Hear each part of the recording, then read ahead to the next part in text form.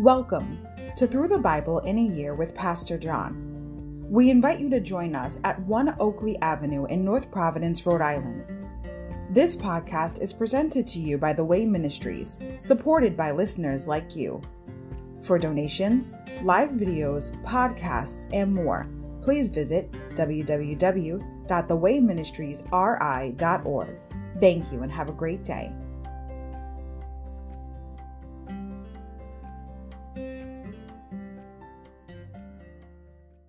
Hi everybody, welcome to Through the Bible in a Year with Pastor John. Glad you could join me today to get a portion of God's Word. Today we're going to begin in day 46, February 15th, Numbers chapter 17 through 20, the staff, red heifer, and rebellion. Overview. Two sounds accompany the people as they wander in the wilderness. The rumbling of a nation on the march, and the grumbling of the people as they complain about the food, water, and leadership. God averts mutiny against Moses and Aaron when he provides the miracle of Aaron's budding staff. In addition, he reaffirms the Levites in their service in the tabernacle, and through the sacrifice of the red heifer, he provides a constant source of cleansing from the ever-present defilement of death. Yet the grumbling continues. In a moment of anger, Moses does the right thing, bringing forth water in the wrong way, striking the rock instead of speaking to it, thereby forfeiting his privilege to set foot in the promised land. Chapter 17, Staff of Aaron. Chapter 18, Responsibilities of the Levites, Priesthood established. Chapter 19, Sacrifice of the red heifer. Chapter 20, Sin of the people in Moses, Purity enforced. Insight.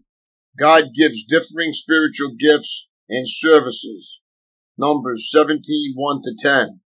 The manner by which Aaron's rod budded and brought forth almonds when all others remained dead sticks solidified God's choice of Aaron's family to be the priests.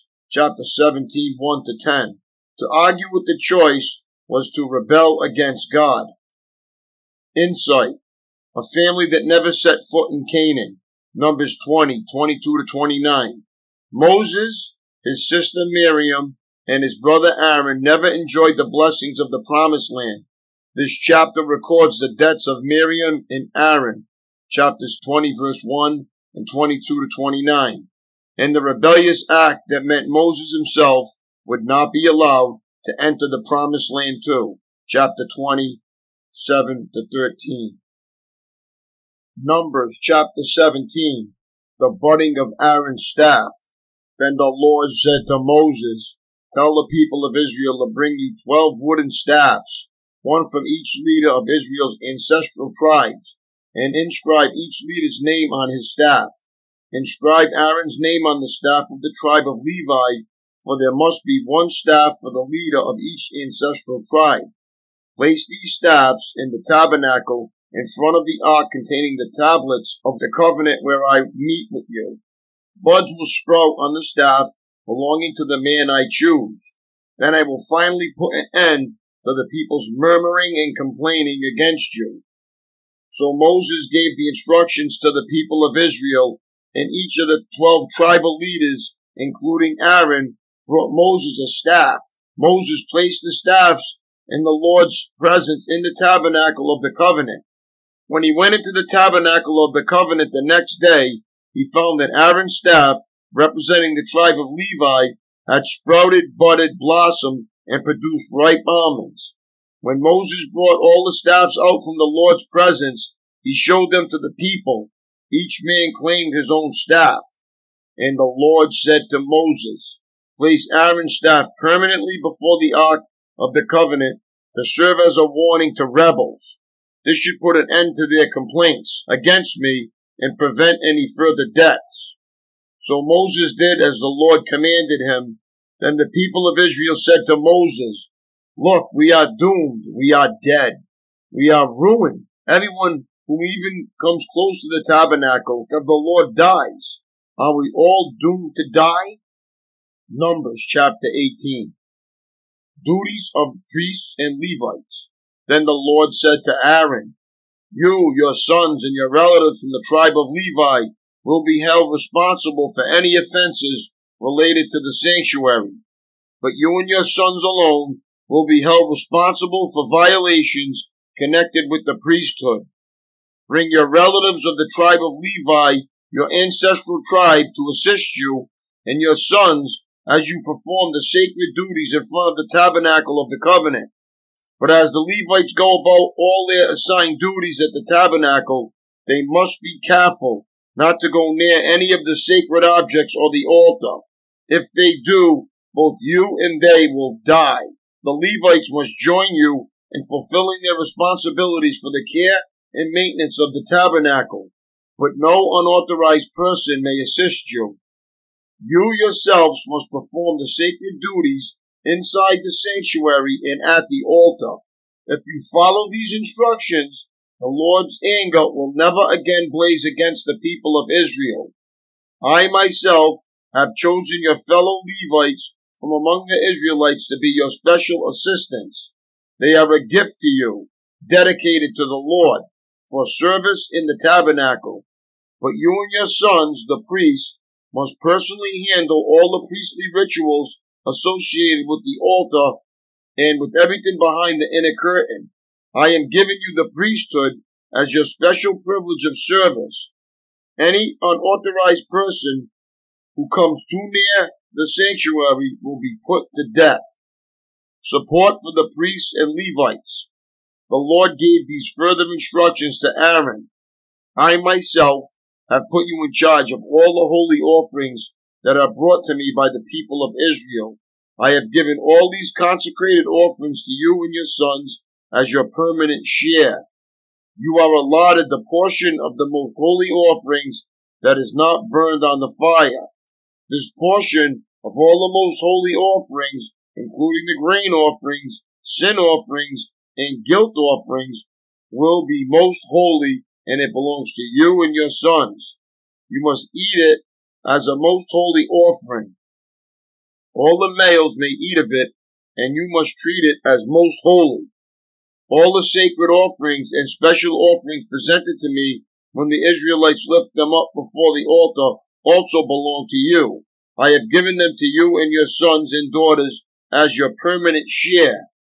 Any member of your family who is ceremonially clean may eat of these offerings. I also give you the harvest gifts brought by the people as offerings to the Lord, the best of the olive oil, new wine, and grain. All the first crops of their land that the people present to the Lord belong to you. Any member of your family who is ceremonially clean may eat this food. Everything in Israel that is specially set apart for the Lord also belongs to you. The firstborn of every mother, whether human or animal, that is offered to the Lord will be yours. But you must always redeem your firstborn sons and the firstborn of ceremonially unclean animals. Redeem them when they are 1 month old. The redemption price is 5 pieces of silver, as measured by the weight of the sanctuary shekel, which equals 20 gerahs. However, you may not redeem the firstborn of cattle, sheep, or goats. They are holy and have been set apart for the Lord. Sprinkle their blood on the altar and burn their fat as a special gift, a pleasing aroma to the Lord. The meat of these animals will be yours, just like the breast and right thigh that are presented by lifting them up as a special offering before the altar. Yes, I am giving you all these holy offerings that the people of Israel bring to the Lord. They are for you and your sons and daughters to be eaten as your permanent share. This is an eternal and unbreakable covenant between the Lord and you, and it also applies to your descendants. And the Lord said to Aaron, you priests will receive no allotment of land or share of property among the people of Israel. I am your share in your allotment. As for the tribe of Levi, your relatives, I will compensate them for their service in the tabernacle. Instead of an allotment of land, I will give them the tithes from the entire land of Israel. From now on, no Israelites except priests or Levites may approach the tabernacle.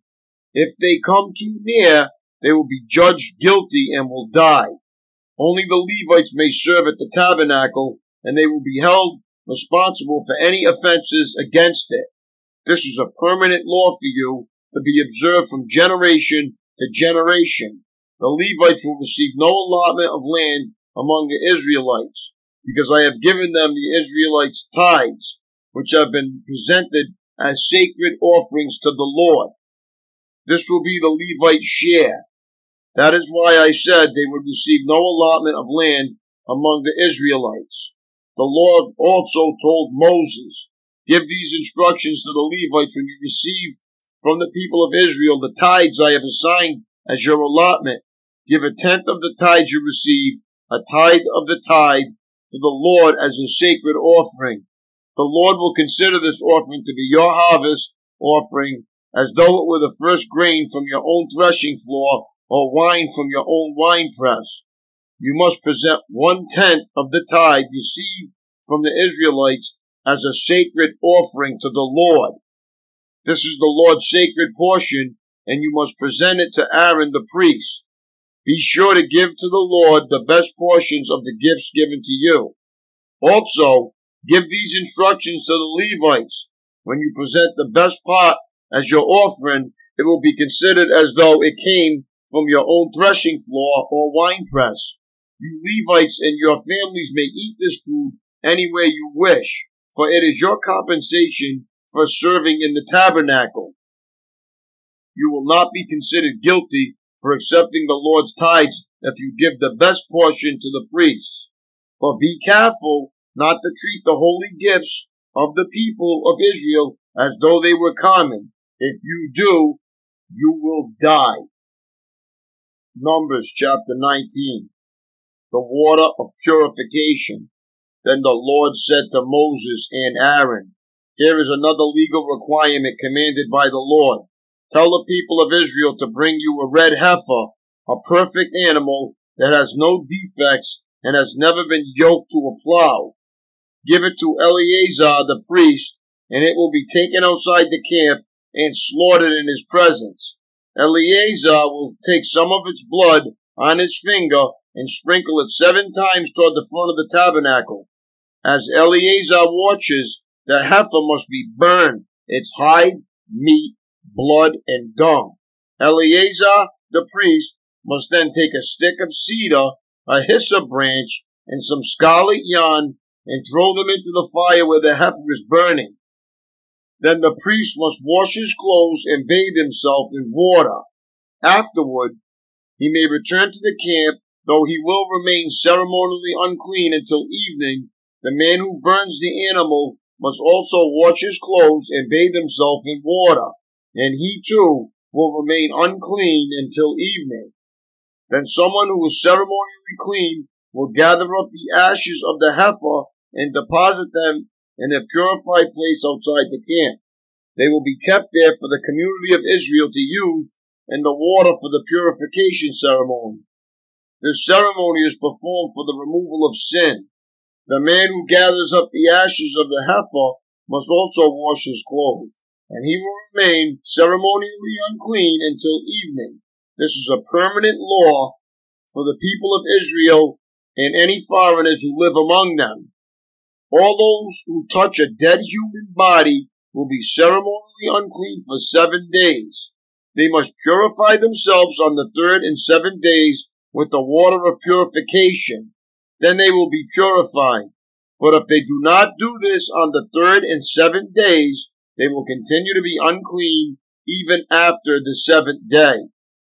All those who touch a dead body and do not purify themselves in the proper way defile the Lord's tabernacle, and they will be cut off from the community of Israel. Since the water of purification was not sprinkled on them, their defilement continues. This is the ritual law that applies when someone dies inside a tent. All those who enter that tent and those who were inside when the death occurred will be ceremonially unclean for 7 days. Any open container in the tent that was not covered with the lid is also defiled. And if someone in an open field touches the corpse of someone who was killed with a sword or who died a natural death, or if someone touches a human bone or a grave, that person will be defiled for 7 days. To remove the defilement, put some of the ashes from the burnt purification offering in a jar and pour fresh water over them. Then someone who is ceremonially clean must take a hyssop branch and dip it into the water. That person must sprinkle the water on the tent, on all the furnishings in the tent, and on the people who were in the tent. Also on the person who touched a human bone, or touched someone who was killed, or who died naturally, or touched a grave. On the 3rd and 7th days, the person who was ceremonially clean must sprinkle the water on those who are defiled. Then, on the 7th day, the people being cleansed must wash their clothes and bathe themselves, and that evening they will be cleansed of their defilement.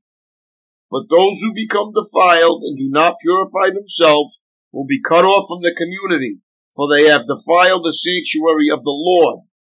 Since the water of purification has not been sprinkled on them, they remain defiled. This is a permanent law for the people. Those who sprinkle the water of purification must afterward wash their clothes, and anyone who then touches the water used for purification will remain defiled until evening. Anything and anyone that a defiled person touches will be ceremonially unclean until evening. Numbers chapter 20. Moses strikes the rock. In the first month of the year, the whole community of Israel arrived in the wilderness of Zin and camped at Kadesh. While they were there, Miriam died and was buried. There was no water for the people to drink at that place, so they rebelled against Moses and Aaron. The people blamed Moses and said, "If only we had died in the Lord's presence with our brothers. Why have you brought the congregation of the Lord's people into this wilderness to die, along with all our livestock? Why did you make us leave Egypt and bring us here to this terrible place? This land has no grain, no figs, no grapes, no pomegranates, and no water to drink." Moses and Aaron turned away from the people and went to the entrance of the tabernacle, where they fell face down on the ground. Then the glorious presence of the Lord appeared to them, and the Lord said to Moses, "You and Aaron must take the staff and assemble the entire community. As the people watch, speak to the rock over there, and it will pour out its water. You will provide enough water from the rock to satisfy the whole community and their livestock." So Moses did as he was told. He took the staff from the place where it was kept before the Lord. Then he and Aaron summoned the people to come and gather at the rock. "Listen, you rebels," he shouted. "Must we bring you water from this rock?" Then Moses raised his hand and struck the rock twice with the staff, and water gushed out. So the entire community and their livestock drank their fill. But the Lord said to Moses and Aaron, "Because you did not trust me enough to demonstrate my holiness to the people of Israel, you will not lead them into the land I am giving them." This place was known as the waters of Meribah, which means arguing, because there the people of Israel argued with the Lord, and there he demonstrated his holiness among them. Edom refuses Israel's passage.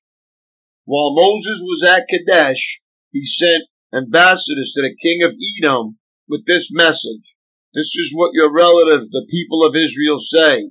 You know all the hardships we have been through. Our ancestors went down to Egypt, and we lived there a long time, and we and our ancestors were brutally mistreated by the Egyptians. But when we cried out to the Lord, he heard us and sent an angel who brought us out of Egypt. Now we are camped at Kadesh, a town on the border of your land. Please let us travel through your land. We will be careful not to go through your fields and vineyards. We won't even drink water from your wells. We will stay on the king's road and never leave it until we have passed through your territory." But the king of Edom said, "Stay out of my land, or I will meet you with an army." The Israelites answered, "We will stay on the main road. If our livestock drink your water, we will pay for it. Just let us pass through your country. That's all we ask." But the king of Edom replied, "Stay out. You may not pass through our land." With that, he mobilized his army and marched out against them with an imposing force. Because Edom refused to allow Israel to pass through their country, Israel was forced to turn around. The death of Aaron. The whole community of Israel left Kadesh and arrived at Mount Hor. There, on the border of the land of Edom, the Lord said to Moses and Aaron, "The time has come for Aaron to join his ancestors in death. He will not enter the land I have given the people of Israel, because the two of you rebelled against my instructions concerning the water at Meribah. Now take Aaron and his son Eleazar up Mount Hor. There you will remove Aaron's priestly garments and put them on Eleazar his son. Aaron will die there and join his ancestors." So Moses did as the Lord commanded. The three of them went up Mount Hor together as the whole community watched. At the summit, Moses removed the priestly garments from Aaron and put them on Eleazar, Aaron's son. Then Aaron died there on top of the mountain, and Moses and Eleazar went back down. When the people realized that Aaron had died, all Israel mourned for him 30 days. My daily walk. Imagine for a moment that God has announced that you will no longer be permitted to hold down a paying job or own property. Instead, you are to spend your full time in His service, and your compensation will be whatever your countrymen give to the Lord. Would that comfort you or concern you? According to chapter 18, verses 20 to 21, those were basically God's instructions to Aaron and his descendants. Your local church today is in many ways a faith ministry like the priesthood of Aaron. God has commanded you, like the Israelites, to support the work of the Lord so He can be magnified in your community. Do your giving habits to your church provide a comfort to those ministering to you or a concern? Now read Acts 20:35 and enjoy a blessing this week. People always remember a kind deed, particularly if it was their own. That's all for today, my friends. It was great reading with you. God bless. Have a great day, and I will see you tomorrow, Lord willing. Peace.